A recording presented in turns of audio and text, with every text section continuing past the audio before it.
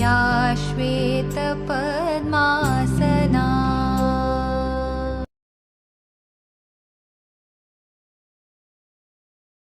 नमस्कार मित्रों, हमने चिड़ियाघर की शहर में अभ्यास को देखा था।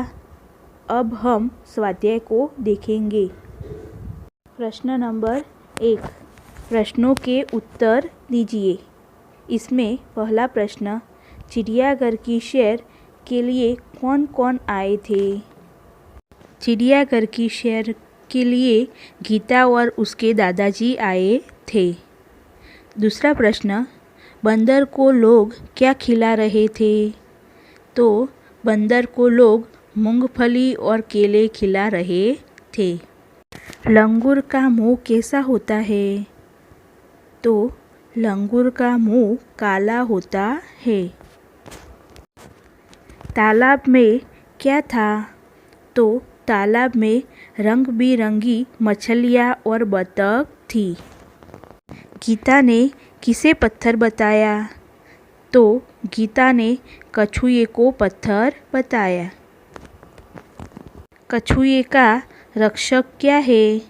तो कछुए का रक्षक उसका आवरण है। विदेशी पक्षी का नाम क्या है? तो विदेशी पक्षी का नाम कातुआ है। सबसे बड़े पक्षी का नाम लिखिए। तो सबसे बड़ा पक्षी शुतुरमुर्ग है। प्रश्न नंबर 2, उदाहरण के अनुसार रेखांकित शब्दों की जगह उचित शब्द रखकर वाक्य पूरा कीजिए। पेड़ पर बंदर लटक रहा है। तो दूसरे वाक्य में लिखा है, पेड़ पर बंदरिया लटक रही है। तो बंदर एक पुल्लिंग है। तो बंदर का स्त्रीलिंग बंदरिया लिखा है। पहला है, तालाब में हाथी नहा रहा है। यहाँ हाथी का स्त्रीलिंग हथिनी होगा। तो तालाब में हथिनी नहा रही है। दूसरा है, रेगिस्तान में ऊंट दौड़ रहा है। तो ऊंट का स्त्रीलिंग, जंगल में मोरनी नाच रही है।